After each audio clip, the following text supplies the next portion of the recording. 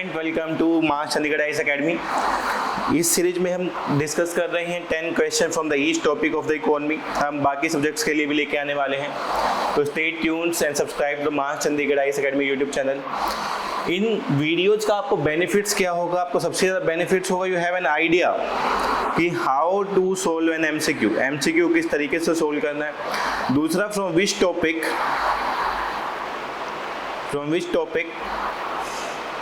Which part is important, किस area से कौन सा पार्ट इंपॉर्टेंट है वो आपको पता लग जाएगा।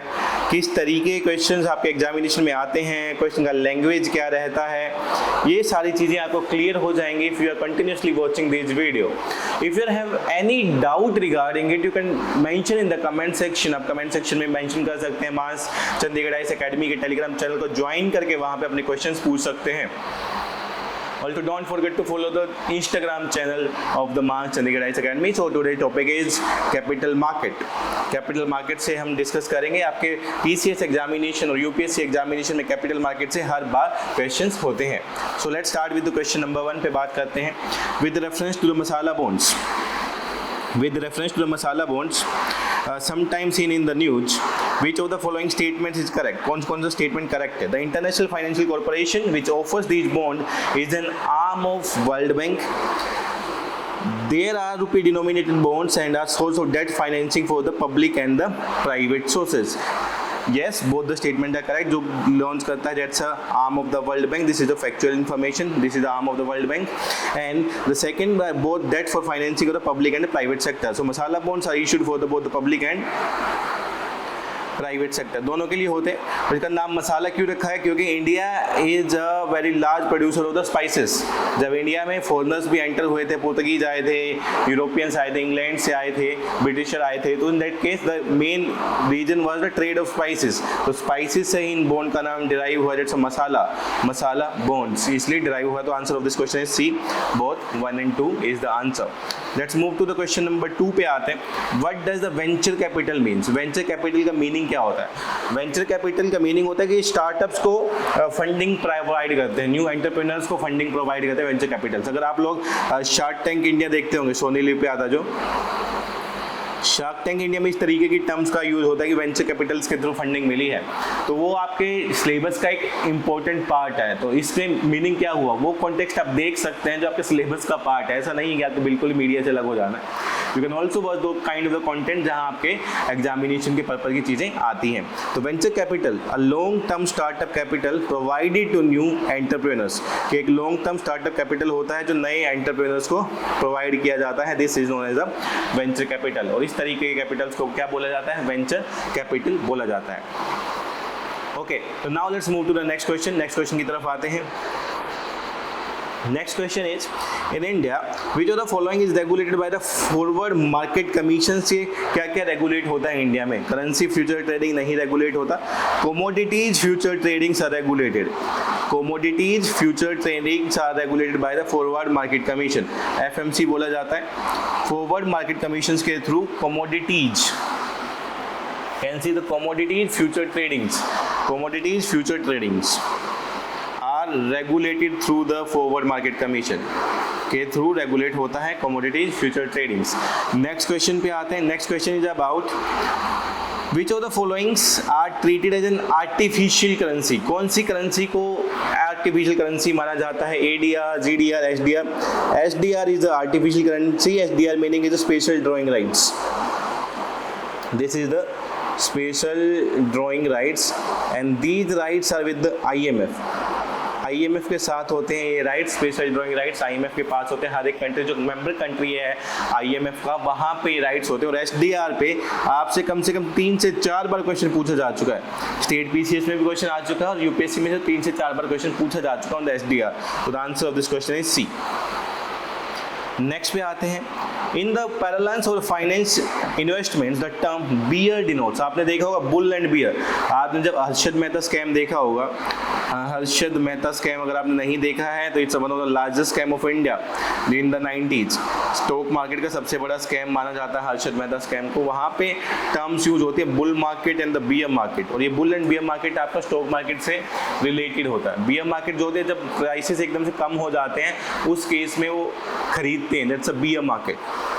Who feels that the price of particular security is going to fall, कि जब भी इन्वेस्टर सोचता है कि price of the bonds, price of the shares going to be fall, उस टाइम पे वो खरीदेंगे। That kind of market is known as bear market. उसको बियर मार्केट कहते हैं। और इसका अपोजिट क्या होता है कि जब प्राइस राइजिंग होती है तब खरीदा जाता है तो उसको बोला जाता है bull market. So that's a bull market and the beer market.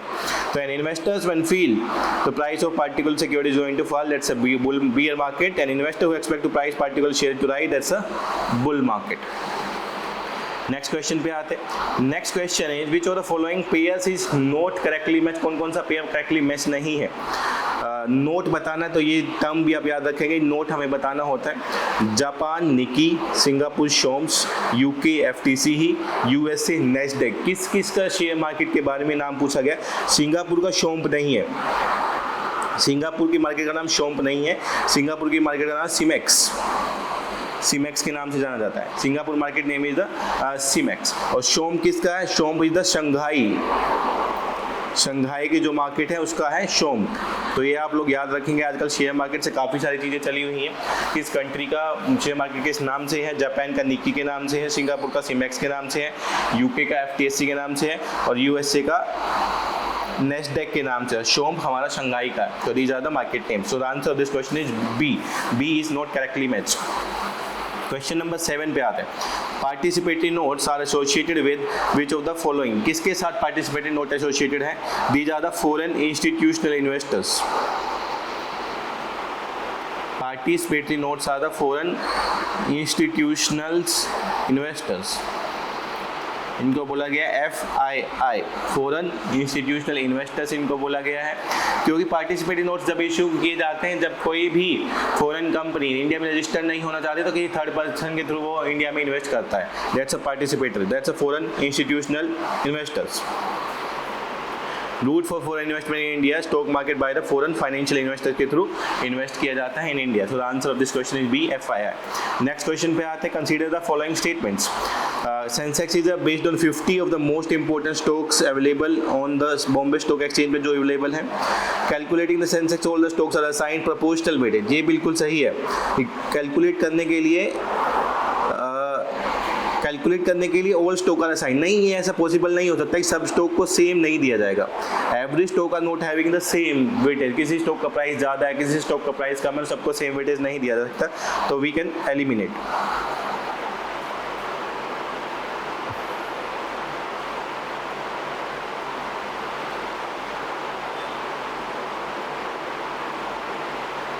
इस क्वेश्चन को दोबारा रिकॉर्ड करेंगे तो you have to cut it short, इसको कट करना होगा। क्वेश्चन नंबर 8 दोबारा से करते हैं। Consider the following statements. Sensex is based on 50 most important stocks. गलत स्टेटमेंट है, this is a wrong statement. If the first is wrong, so we can eliminate the B. For calculating the Sensex, all the stocks are assigned the proportional weightage. Proportional weightage इनको assign किया जाता है, ये statement सही है। New York Stock Exchange, oldest stock exchange, no, New York Stock Exchange is not the oldest stock exchange नहीं है। So the answer of this question is A. Question number 8 answer A होगा यहाँ पर। Question number 9 पे आते हैं। Debentures holder of the company are it. जब debentures holder होते हैं तो क्या होगा। debentures holder जो भी होंगे कंपनी के, जब हम debentures holders की बात करते हैं, debentures holders are the creditor of the company. Debentures holder are the creditor of the company, जो credit देते हैं, these are known as the creditor of the company. So answer will be the B. Debenture holders are the creditor of the company. Next पे आते हैं। Global financial flow to developing countries increased significantly during the 90s. In view of East Indian financial crisis, the Latin American experience type of inflow is good for the host country. Foreign direct investment. हर किसी country के लिए FDI important होता है क्योंकि FDI long term के लिए invest किया जाता है। कोई क्राइसिस भी आता है तो उस केस में FDI को बाहर ले जाना थोड़ा सा मुश्किल होता है। लेकिन जब फॉरेन इंस्टीट्यूशनल इन्वेस्टमेंट होता है, in the case of the FPI portfolio investment की बात करते हैं, फॉरेन पोर्टफोलियो इन्वेस्टमेंट, उस केस में वो शेयर मार्केट से पैसा निकाल लेते हैं जब भी कोई क्राइसिस आता है। तो फॉरेन पोर्टफोलियो इन्वेस्टमेंट की जगह फॉरेन डायरेक्ट इन्वेस्टमेंट किसी भी कंट्री के लिए सबसे ज़्यादा जरूरी होता है। तो the answer of this question will be the B. B is the answer. So at the March Chandigarh IAS Academy, we are starting our new GS courses. New courses are starting in the upcoming week. आप इनको join कर सकते हैं. GS courses for the UPSC, GS courses for the state PCS, NCERT batch, CSET courses, PCS test series. The courses we are launching. You also can join the mentorship program. Mentorship program को भी join कर सकते हैं. The main USP of the March Chandigarh IAS Academy, your curriculum is designed. The teacher from the Delhi will teach you. The top mentors of the country will guide you. They will tell you how to prepare for the examination. You can also come to the March Chandigarh IAS Academy Sector 37 for the counseling purpose and for to know about the examination. What's the main requirement of the examination? We are focusing on the Punjab Civil Service, focusing on the Haryana Civil Services and the Himachal Pradesh Academic Services with the priority UPSC as well. तो UPSC के लिए separate batch चल रहे हैं, PCS, HCS, HCS के लिए अलग से बैच चल रहे हैं. तो join the March Chandigarh IAS Academy YouTube channel, subscribe करें. इस तरीके के अपडेट्स आते रहते हैं. If you have any doubts related to the examination, you can text us on the YouTube comment section or you can directly visit to our centers, Sector 36 Chandigarh and the Sector 37 Chandigarh. Thank you.